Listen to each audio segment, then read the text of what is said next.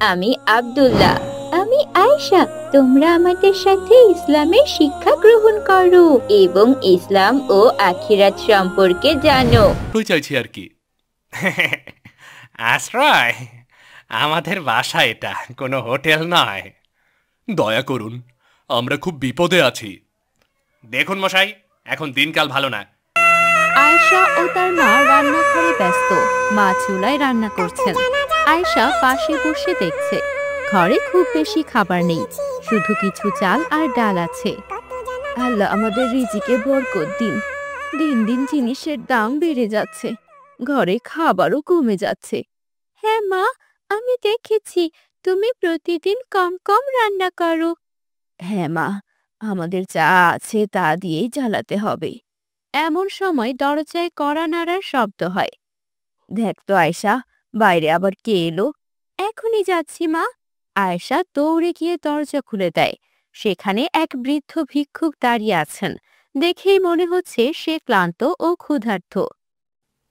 মা, অনেক সময় ধরে কিছু খাইনি, একটু খাবার পেলে খুব উপকার হতো মা। ও, আপনি অনেক ক্ষুধার্ত মনে হচ্ছে।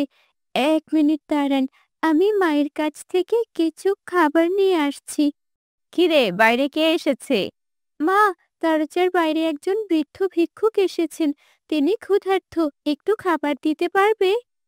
আমাদের ঘরেই তো খাবার কম, আমরা যদি অন্যকে দিয়ে দেই তাহলে নিজেরা কি খাবো?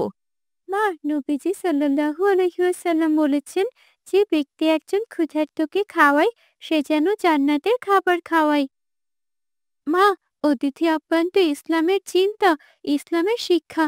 যদি আল্লাহর রহমত চাই তাহলে দান করতে হবে। ঠিক বলেছিস মা, যা কিছু খাবার নিয়ে ওনাকে দিয়ে আয়। আয়েশা খুশি হয়ে কিছু ভাত ও ডাল এনে বৃদ্ধকে দেয়। বৃদ্ধ খাবার পেয়ে অনেক খুশি হয়ে যান।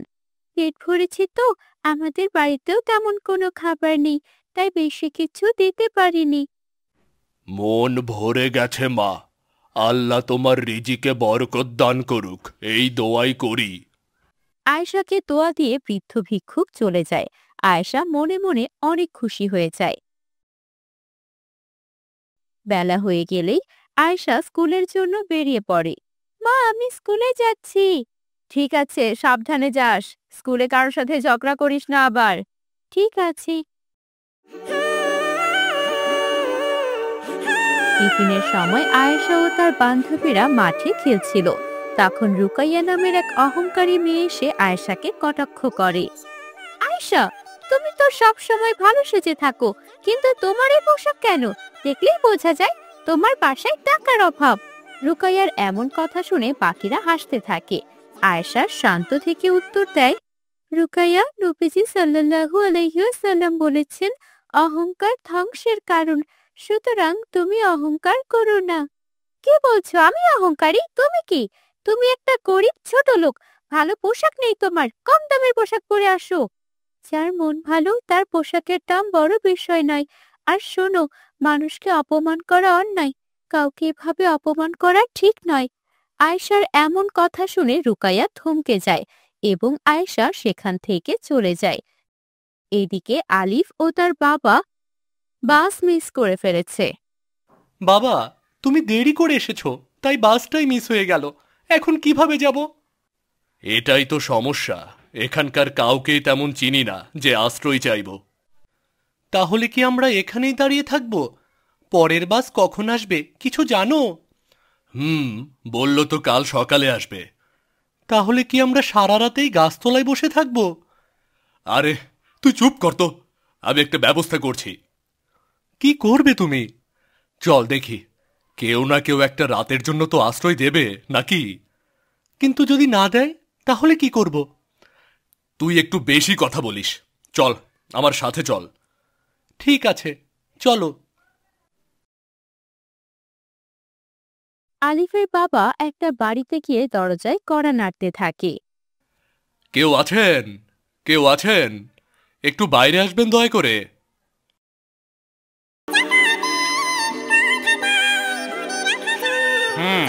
কি হয়েছে? কি চাই? আমরা পথিক, একটা কাজে শহরে যাব, তাই আমাদের গ্রাম ছেড়ে এখানে এসেছি। বাস ধরতে গিয়ে বাস মিস হয়ে গিয়েছে।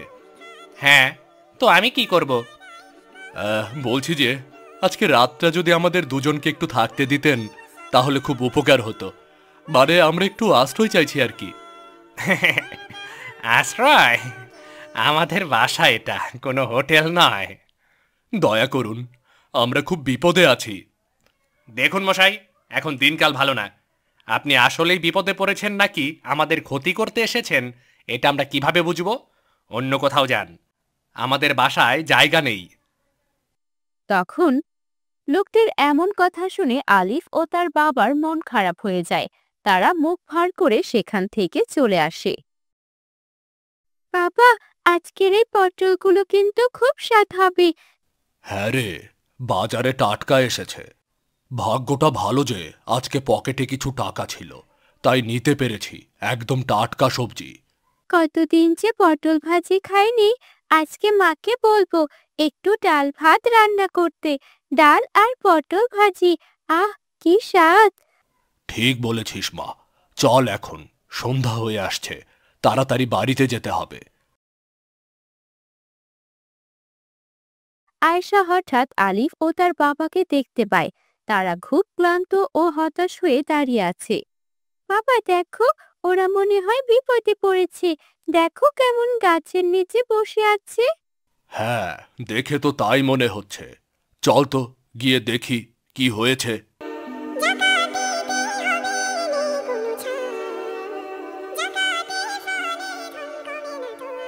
আসসালামু আলাইকুম। তোমরা এখানে এভাবে বসে আছো কেন? তোমাদের তো এ গ্রামের লোক বলে মনে হচ্ছে না। ওয়ালাইকুম আসসালাম। আমাদের বাড়ি অন্য গ্রামে। আজকে শহরে যাওয়ার জন্য এখানে বাস ধরতে এসেছিলাম। শহরে আমাদের বিজনেস, কিন্তু আমরা বাসটা মিস করে ফেলি। এই বাড়িটাতে আমরা আশ্রয় চেয়েছিলাম, কিন্তু আমাদের বের করে দিল এখান থেকে। আহা, তাহলে তো তোমাদের সাহায্য করতে হবে। হ্যাঁ বাবা, আমরা ওনাদের বাসায় নিয়ে যাব। তোমরা আমাদের তোমাদের বাসায় নিয়ে যাবে? কেন নিয়ে যাব না? তোমরা ভিনদেশী মানুষ, আমাদের কাছে অতিথির মতো। আর অতিথিকে আপ্যায়ন করা প্রত্যেকটা মানুষের কর্তব্য। চলুন, চলুন আমাদের সাথে, আমাদের বাসায় গিয়ে থাকবেন। আপনাদের মতো ভালো মানুষ আছে বলেই পৃথিবীটা চলছে। কি যে বলেন না। চলুন, চলুন এখন আমাদের সাথে।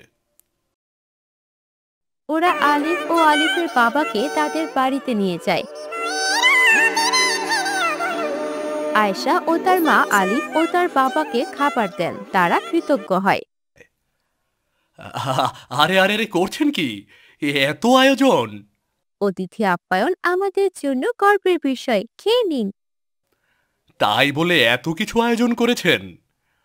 রিজিকের মালিক আল্লাহ। আমরাও বাড়িতে ভালো মন্দ অনেকদিন ধরে খাই না, আপনাদের উসিলায় আমরাও কিছু খাচ্ছি। আচ্ছা ভাই, আপনি কি করেন?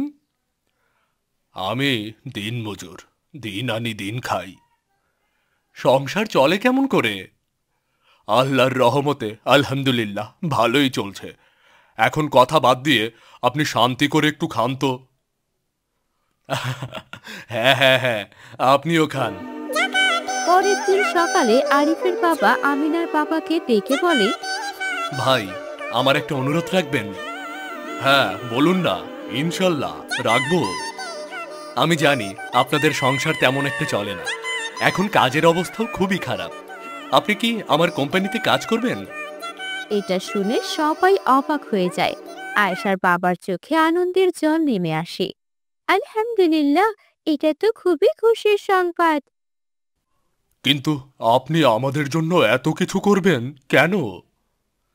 কারণ আপনাদের মতো সৎ মানুষ আমি খুব কম দেখেছি, আর এই পৃথিবীতে খুবই কমই আছে আপনাদের মতো সৎ মানুষ।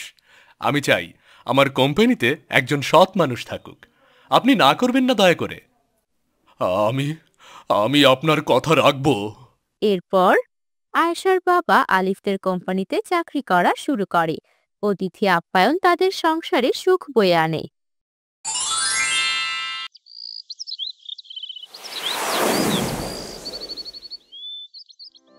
রসুলপুর গ্রামের বাসিন্দা আকবর মিয়া। তার পরিবারে আছে স্ত্রী পারভিন বেগম, মেয়ে হুমায়রা ও বৃদ্ধা মা কুলসুম বেগম। বাবা মারা গেছে বেশ কয়েক বছর হলো। এই ছোট্ট পরিবারটি নিয়ে তাদের সুখী জীবনযাপন করার কথা থাকলেও প্রতিনিয়ত সংসারে অশান্তি লেগেই থাকত। আর এই অশান্তির একমাত্র কারণ ছিল কুলসুম বেগম। আকবর মিয়ার স্ত্রী পারভিন বেগমের যেন চোখের কাঁটা ছিল কুলসুম বেগম। মা, আমি দাদির কাছে যাচ্ছি। কেন? দাদির কাছে কেন যেতে হবে? ঘরে কি জায়গা নেই? আম্মু, ঘরে একা একা থাকতে ভালো লাগছে না। দাদির কাছে গেলে দাদি আমায় গল্প শোনাবে। তুমি তো কাজ করছো। একা একা ভালো লাগছে না তো বাহিরে গিয়ে খেলো। আমি যেন ওই বুড়ির ওখানে তোমায় না দেখি। আম্মু, তুমি দাদিকে বুড়ি বলে ডাকো কেন?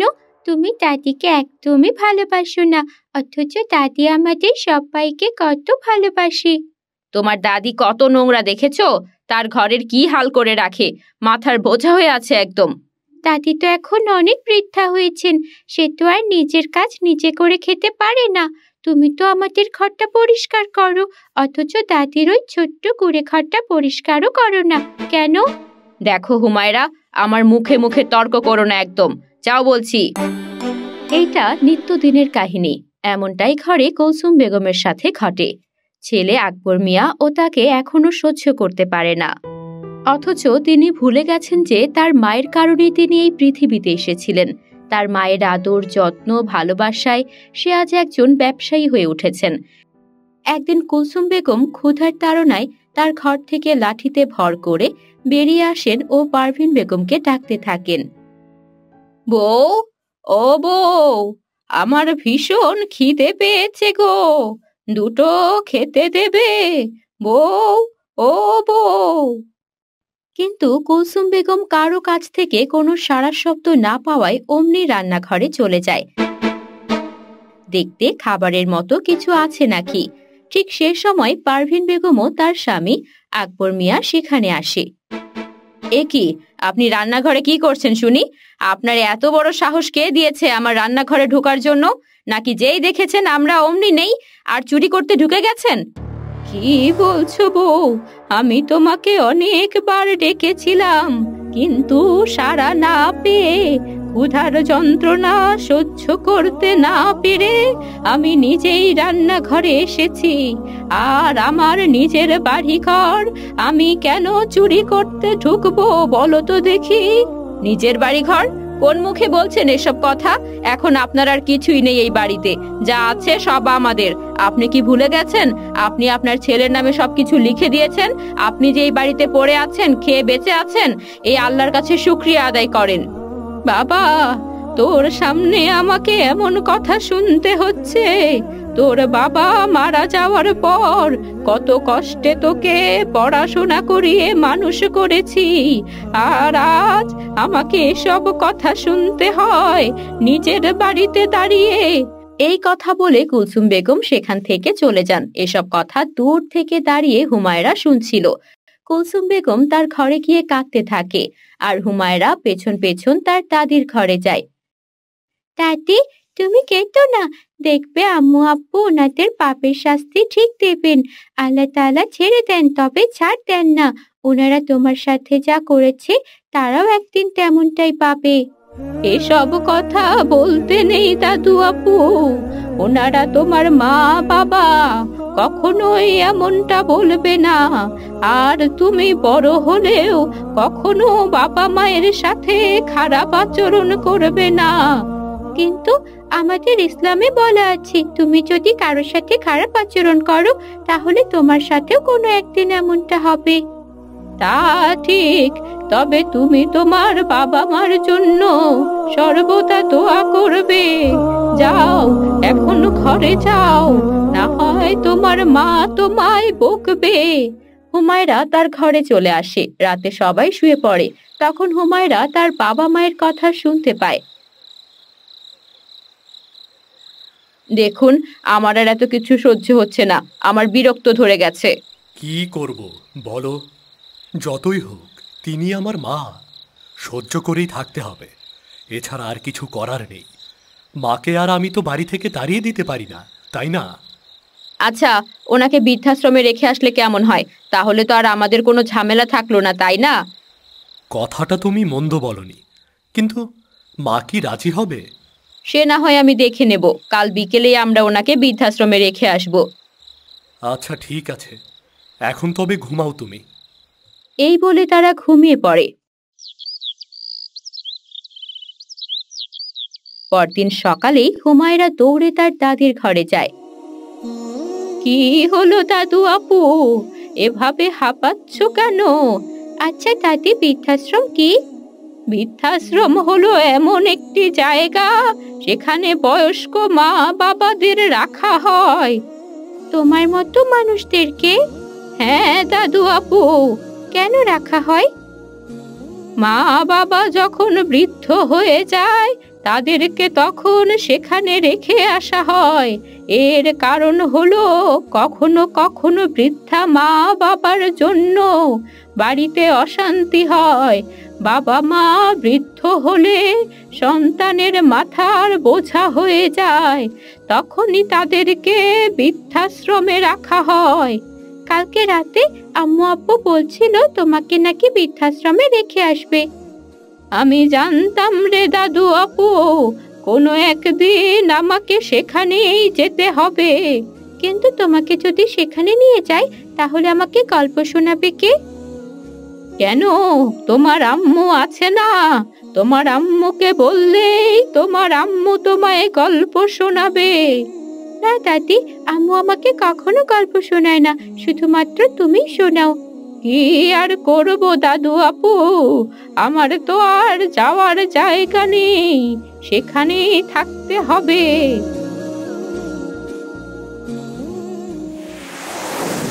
বিকেল হতেই কথা মতো কুলসুম বেগম নিয়ে যায় তাকে বৃদ্ধাশ্রমে। কুলসুম বেগম সেখানে পৌঁছায়। সেখানে কুলসুম বেগমের মতো আরো অনেকেই ছিল। তাকে বিদায় দিয়ে আসার সময় হুমায়রা বলে, আচ্ছা আপু আম্মু, তোমরা যখন বৃদ্ধ হবে তখন কি আমিও তোমাদেরকে এখানেই রেখে যাব? না মা, এসব কি কথা বলছো? আমাদেরকে কেন এখানে রেখে যাবে? এই যে তোমরা চারদিকে এখানে রেখে গেলে দাদিকে, তাদেরকে তো তোমার বৃদ্ধাশ্রমে রাখা হয়েছে। এখানে তো সবাই বৃদ্ধা, তাই তো তারা এখানে। আর তাই তো তুমি দাদিকেও এখানে রেখেছো, তাই না? হ্যাঁ মা। তাহলে তো তোমরা যখন বৃদ্ধ হবে তখন তো আমিও তোমাদেরকে এখানে রেখে যাব। এটাই তো নিয়ম। তাদের জন্য তোমরা যেমন ছোট্ট একটা কুটির বানিয়ে দিয়েছো, তোমরাও যখন বৃদ্ধা হবে তখন আমিও তোমাদের সেই কুটিরে রাখবো। মা হুমায়রা, এসব কি বলছো? আমরা তোমার মা বাবা, মা বাবার সাথে এমনটা কে করে? এই তো তোমরা করলে। দাদি তো তোমাদের মা ছিল, কিন্তু তোমরা তো তাকে বৃদ্ধাশ্রমে রেখে যাচ্ছ। এই যে এখানে আরো কত দাদি দাদু আছে, তোমাদের মতো কিছু সন্তানেরা তো তাদেরকে রেখে গেছে, তাই না? হুমায়রার কথা শুনে পারভিন বেগম এবং আকবর মিয়া একে অপরের মুখের দিকে তাকায়। হুমায়রা তো ঠিকই বলেছে পারভিন, আমরা যা করব আমাদের সন্তান তো আমাদের দেখে তাই শিখবে। আমরা কাজটা একদম ঠিক করছি না। হ্যাঁ, আমি এতদিন এটা বুঝতে পারিনি, কিন্তু আজ যখন নিজের সন্তানের মুখ থেকে এইসব কথা শুনলাম তখন বুঝতে পারলাম আমরা কত বড় ভুলটা করেছি। চলুন আমরা বাড়ি ফিরে চলে যাই, আর মাকেও নিয়ে যাই। তারা আর এক মুহূর্ত দেরি না করে কুলসুম বেগমের কাছে গেলেন।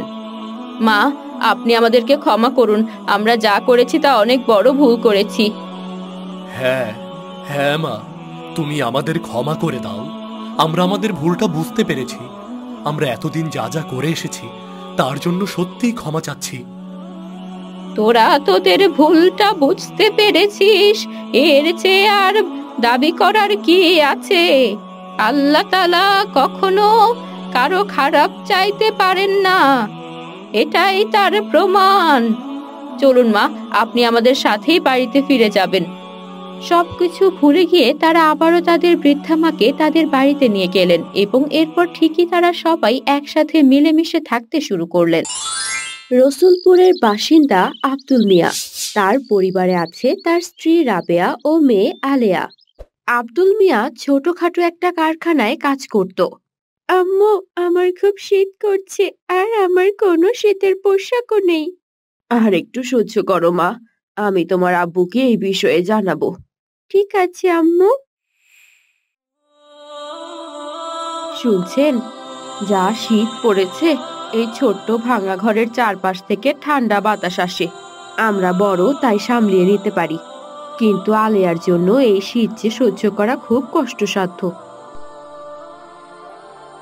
ঠিক আছে, আজ কারখানায় গিয়ে দেখি যদি অগ্রিম কিছু টাকা নিতে পারি, তাহলে আমি ওর জন্য শীতের কাপড় নিয়ে আসবো ইনশাল্লাহ। এখন আমি আসছি, না হয় আবার দেরি হয়ে যাবে। আল্লাহ হাফেজ। জি ঠিক আছে, আল্লাহ হাফেজ। এই বলে আব্দুল মিয়া তার কাজে চলে যায়। সেখানে সে মন দিয়ে কাজ করে। তখন সেখানে কারখানার ম্যানেজার চলে আসে। আব্দুল, তোমার সাথে আমার কিছু জরুরি কথা ছিল। আসসালামু আলাইকুম স্যার। জি বলুন স্যার, কি কথা? ওয়ালাইকুম আসসালাম। আসলে আমরা কারখানাটা বন্ধ করছি। আমাদের এই কারখানা থেকে তেমন লাভ হচ্ছে না, তাই আমরা সিদ্ধান্ত নিয়েছি বন্ধ করে দেব। তুমি আমাদের অনেক বিশ্বস্ত কর্মী, তাই তোমাকে জানালাম আর কি। এই কথা বলে ম্যানেজার সেখান থেকে চলে যায়। আব্দুল চিন্তায় পড়ে যায়। হে আল্লাহ, এ তুমি কি করলে? মাসের শুরুতেই এত বড় একটা দুঃসংবাদ দিলে। এইবার আমি কি করব? কথা দিয়েছিলাম মেয়েটার জন্য শীতের জামা কিনে নিয়ে যাব, কিন্তু এখন তো পুরো মাসটাই চলার অবস্থা নেই, জমানো টাকাও নেই। কি দিয়ে চলবো আল্লাহ, কি দিয়ে চলবো? এরপর সবাই সবার থেকে বিদায় নিয়ে কারখানা থেকে বেরিয়ে যায়। মন খারাপ করে আব্দুল মিয়া বাড়িতে ফেরে।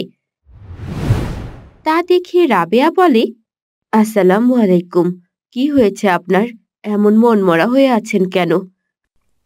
ওয়ালাইকুম আসসালাম। চিন্তায় আছি রাবেয়া। যে কারখানাটায় কাজ করতাম সেটা বন্ধ হয়ে গেছে। এখন মেয়েটার জন্য শীতের পোশাক আনবো কিভাবে, আর সংসারটাই চালাবো কিভাবে রাবেয়া? হায় আল্লাহ, কি বলছেন? এইদিকে যে মেয়েটার প্রচন্ড জ্বর হয়েছে, শীতে কাঁপছেও। সংসারের রান্না বান্না না হয় ব্যবস্থা করে নেওয়া যায়, কিন্তু মেয়েটার এখন কি হবে? তুমি চিন্তা করো না রাবেয়া, রিজিকের মালিক আল্লাহ, তিনি একটা না একটা উপায় ঠিকই করে দেবে। আল্লাহর ওপর ভরসা রাখো। আপনি কারো থেকে কোনোভাবে সাহায্য চেয়ে একটা ব্যবস্থা করেন না? তা কি করে হয় রাবেয়া? আমি কখনো কারো কাছে সাহায্য চাইনি। তুমি কোনো চিন্তা করো না রাবেয়া। এই বলে আব্দুল বাহিরে চলে যায়। রাবেয়া তখন ঘরে গিয়ে আলেয়ার কাছে বসে। এর কিছুক্ষণ পর সেখানে আয়েশা আসে। আয়েশা হলো আলেয়ার খেলার সাথী। আলিয়া, আলিয়া, কোথায় তুমি? আজ খেলতে আসলে না কেন? মা আয়েশা, ঘরে এসো, আলেয়া ভীষণ অসুস্থ। আসসালামু আলাইকুম চাচি। আলিয়ার কি হয়েছে? ওর খুব জ্বর এসেছে মা, তাই ও আজকে কোথাও যেতে পারেনি। জ্বর এসেছে? হায় আল্লাহ, এই শীতে তো শীতের পোশাক পরে থাকতে হয়, নিজের যত্ন নিতে হয়। আলিয়ার কোনো শীতের পোশাক নেই মা। আজকে তোমার চাচা ওর জন্য একটা শীতের পোশাক আনার কথা ছিল, কিন্তু তোমার চাচা যে কারখানায় কাজ করত সেটা বন্ধ হয়ে গেছে। সেই কাজটাও এখন বন্ধ। আল্লাহর উপর আস্থা রাখুন চাচি, আল্লাহ তাআলা সবকিছু ঠিক করে দেবেন ইনশাআল্লাহ। আলিয়াও খুব জলদি সুস্থ হয়ে যাবে। এখন আমি আসছি চাচি, আল্লাহ হাফেজ। এই বলে আয়েশা আলিয়াদের বাড়ি থেকে চলে যায়। আয়েশা তাড়াতাড়ি করে তাদের বাড়িতে যায়। আম্মুজান, আমি আজ আলিয়াদের বাড়িতে গিয়েছিলাম, কারণ আলিয়া আজ আমাদের সাথে খেলতে আসেনি। কিন্তু আলিয়াদের বাড়িতে গিয়ে দেখলাম আলিয়ার অনেক জ্বর হয়েছে, আর চাচি বলল আমাকে যে আলিয়ার কোনো শীতের পোশাকই নেই। তার সাথে চাচা যেখানে কাজ করত সেই কাজটাও নাকি আর নেই, কারণ কারখানাটা বন্ধ হয়ে গেছে। ইন্না লিল্লাহি ওয়া ইন্না ইলাইহি রাজিউন। এই তো দুঃসংবাদ। আয়েশার আব্বু, একবার শুনে যান। কি হয়েছে আমেনা? তোমাকে এত চিন্তিত দেখাচ্ছে কেন? আয়েশা আমাকে এক্ষুনি একটা দুঃসংবাদ দিল। আলেয়ার বাবার নাকি চাকরি গেছে। আলেয়ার বাবা যে কারখানায় কাজ করত সেই কারখানাটা নাকি বন্ধ হয়ে গেছে। আর ওদিকে আলেয়ারও নাকি ভীষণ জ্বর। আর আলেয়ার মা আয়েশাকে বলেছে আলেয়ার নাকি কোনো শীতের পোশাকও নেই। এখন কি করা যায় বলুন তো? আচ্ছা, আমি তো শুনেছিলাম আপনার কোম্পানিতে নাকি লোক লাগবে। আমি বলি আলেয়ার বাবা একজন বিশ্বস্ত লোক, আপনি তাকে আপনার কোম্পানিতে কাজ দিতে পারেন। হ্যাঁ, আমার কোম্পানির দেখাশোনা করার জন্য একজন লোক প্রয়োজন। আচ্ছা ঠিক আছে, আমি এটা ব্যবস্থা করছি। আর এখন আমি একটু বাজার থেকে আসছি, কেমন? এই বলে রহিম সাহেব বাজারে চলে গেলেন।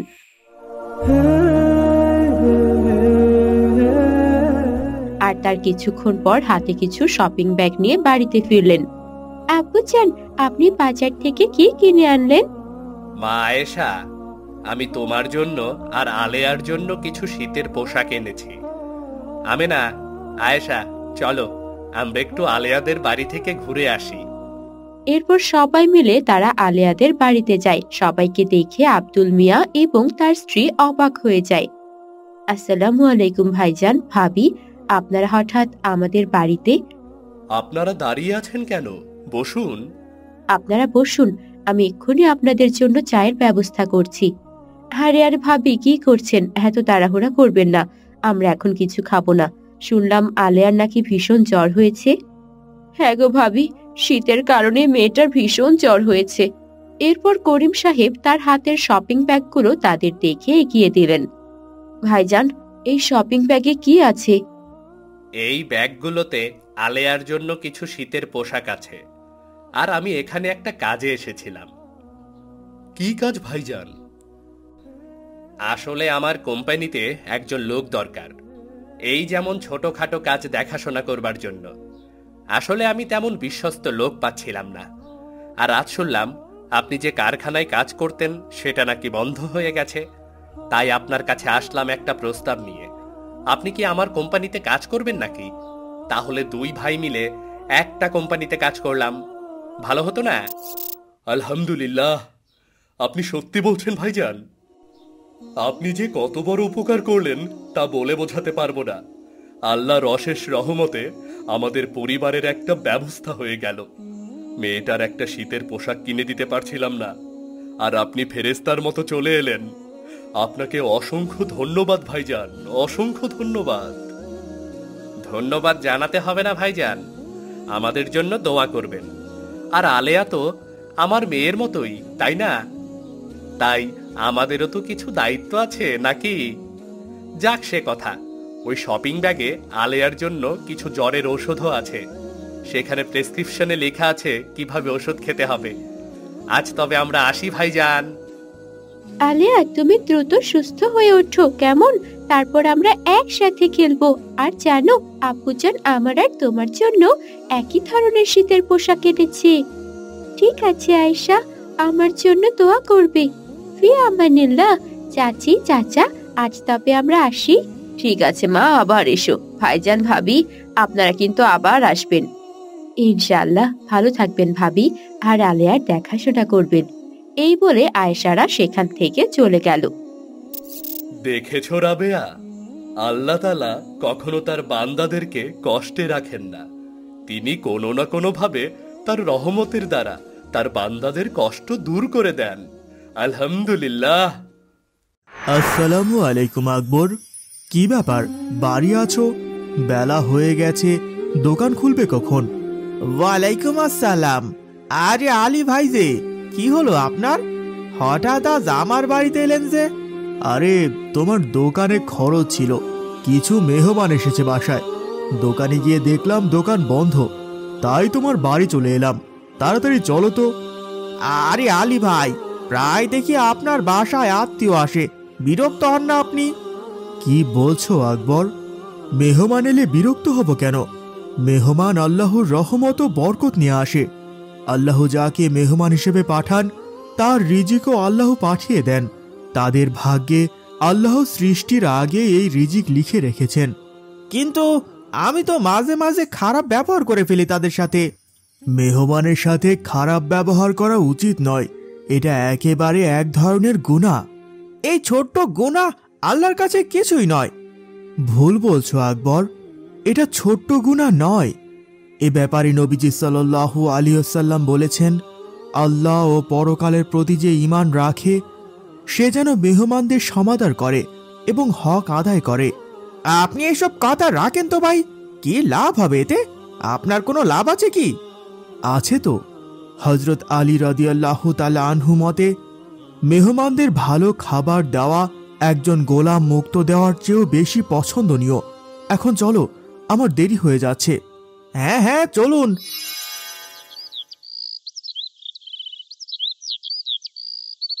আলী ভাই, আপনি এখানে একটু অপেক্ষা করুন, আমার একটা কাজ আছে। কি কাজ মনে পড়লো তোমার? বেশি সময় নষ্ট করো না কিন্তু। ওই দেখুন, গাছটায় কি সুন্দর সুন্দর পাকা ফল। এগুলো পেড়ে দোকানে নিয়ে যাই, বিক্রি করা যাবে। গাছটা কি তোমার আকবর? এই গাছ আমার হতে যাবে কেন? তাহলে তুমি এই গাছের মালিকের অনুমতি ছাড়া ফল পাড়তে চাইছো কেন? এটা তো অন্যায়। মালিক কি দেখছে নাকি কে ফল নিচ্ছে? গাছের মালিক দেখছে না, কিন্তু তোমার মালিক আল্লাহ তো দেখছেন। এটা কিন্তু এক প্রকার গুনাহ। এ আর কি এমন গুনাহ? এসব ছোটখাটো জিনিসে কি এমন পাপ হবে? তুমি এটাকে ছোট গুনাহ বলছো? এটা ছোট গুনাহ না, এটা চুরি, আর চুরি করা মহাপাপ। যে চুরি করে তার ঈমান থাকে না। তুমি দোকানে চলো, আল্লাহর অশেষ রহমতে তোমার রিজিকের অভাব হবে না। হ্যাঁ হ্যাঁ ঠিক আছে, চলুন, কি আর করার।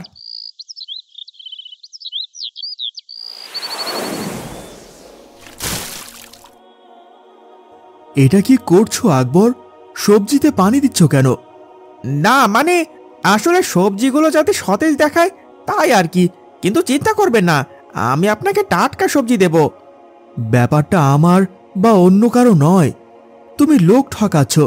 খারাপ সবজি পানি দিয়ে সতেজ রাখছ যাতে দেখতে টাটকা মনে হয়, আরো ওজন বেশি হয়। আরে তেমন কিছু না, এটা তো সবাই করে। সবাই করে বলে তুমিও এমনটা করবে? এটা তো অনুচিত। আল্লাহ তাআলা ব্যবসাকে হালাল করেছেন, আর তুমি নষ্ট খাদ্য সবাইকে দিচ্ছ। তোমার ব্যবসা তো হালাল হচ্ছে না। নষ্ট কোথায়, একটু শুকিয়ে গিয়েছিল, বললাম তো আপনাকে ভালো সবজি দেব। আকবর মিয়া, তোমার কাছেই আসছিলাম। কেন? আমার কাছে কি দরকার? কি দরকার মানে? গত মাসে কতগুলো টাকা ধার নিলে, আজ দেব কাল দেব করে দিচ্ছই না। দিয়ে দেব আপনার টাকা। কবে দেবে শুনি? পরশুদিন দিব, কথা দিলাম। এর আগেও তো কয়েকবার কথা দিয়েছো, কিন্তু টাকা তুমি দাওনি। তুমি তো কথা দিয়ে কথা রাখো না মিয়া। এ কি শুনছি আকবর, তুমি কথার খেলাপও করো? হাতে টাকা না থাকলে কি আর করব? যাতে আর কটা দিন সময় পাই তাই মিথ্যে বলি। তুমি কি জানো কথার খেলাপকারী আল্লাহর কাছে অপছন্দের ব্যক্তি? ওয়াদা ভঙ্গ করা মুনাফিকের আলামত। মুনাফিকের শাস্তি সম্পর্কে পবিত্র কুরআনে আছে, নিশ্চয় মুনাফিকরা জাহান্নামের সর্বনিকৃষ্ট স্তরে থাকবে এবং তাদের জন্য তুমি কখনো কোনো সাহায্যকারী পাবে না। কিন্তু কি করব, আমি তো নিরুপায়। চাচা, আকবরকে আর কটা দিন সময় দিন, ও টাকা ফিরিয়ে দেবে। আপনি বাড়ি যান। ঠিক আছে, তোমার জন্যই ওকে সময় দিলাম। তুমি এসব কি করছো?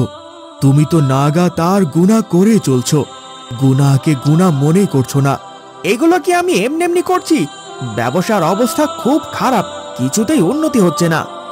ব্যবসায় উন্নতি না হওয়ার কারণ তোমার ওপর আল্লাহর রহমত নেই। আমার ওপর আল্লাহর রহমত কেন থাকবে না? কি করেছি আমি? কারণ তুমি গুনাহ করেই যাচ্ছ। তুমি বুঝতে পারো তুমি গুনাহ করছো, কিন্তু কখনো তওবা করো না। আপনি তো বললেন আল্লাহ ক্ষমাশীল, উনি আমার ছোট্ট গুনাহগুলোকে কি ক্ষমা করবেন না? তোমার গুনাহগুলো আর ছোট নেই আকবর। ছোট ছোট গুনাহগুলো একসময় বড় গুনাহের সৃষ্টি করে। ছোট গুনাহ কিভাবে বড় গুনাহের সৃষ্টি করে? তুমি এখন শয়তানের বশে, তাই সব কথায় যুক্তি খুঁজছো। ঠিক আছে, তোমায় আমি একটা পরীক্ষা করাবো। পরীক্ষা? কি পরীক্ষা? তুমি যতবার গুনাহ করবে ততবার একটি করে পাথর একটা কলসিতে রাখবে। সব ধরনের গুনাহের জন্য একটি করে পাথর রাখবে। মনে রেখো। ঠিক আছে, আমি তাই করব। 1 মাস পর তুমি আমাকে জানাবে ফলাফল কি আসে। ঠিক আছে, তাই হবে।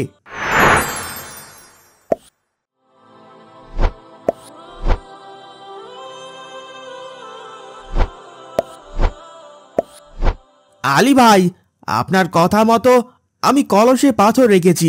1 মাসের আগেই এই কলস ভরে গিয়েছে। তাহলে দেখো আকবর, তুমি কি পরিমাণ গুনাহ করো। ছোট্ট ছোট্ট পাথরগুলোর জন্য কলস কতটা ভারী হয়েছে। হ্যাঁ, তাই তো। কলসটা আনতে গিয়ে আমার অনেক কষ্ট হয়েছে। ঠিক এইভাবেই তোমার পাপের বোঝা ভারী হয়ে যাচ্ছে, যা ক্ষমার অযোগ্য হয়ে পড়ছে। আজ যেমন কলস নিয়ে আসতে তোমার অনেক ভারী মনে হয়েছে, ঠিক তেমনি যখন তোমার বিচার হবে তখন তোমার এই ছোট্ট ছোট্ট গুনাহগুলো এমন ভারী হয়ে থাকবে। আমি আমার ভুল বুঝতে পেরেছি, কিন্তু কিন্তু এখন আমার উপায় কি? অবশ্যই উপায় আছে। আল্লাহ তাআলা তওবাকারীকে অনেক পছন্দ করে। তুমি তওবা করো আর দ্বিতীয়বার এমন ভুল না করার প্রতিজ্ঞা করো। আল্লাহ তোমায় অবশ্যই ক্ষমা করে দেবেন। আপনাকে অনেক অনেক ধন্যবাদ। আপনার জন্যই আমি বুঝতে পারলাম ছোট গুনাহ কতটা ভয়ঙ্কর হতে পারে। আমি আজ থেকে তওবা শুরু করলাম আর এমন ভুল না করার প্রতিজ্ঞা করলাম। আল্লাহ আমাদের সবাইকে বোঝার তৌফিক দান করুক।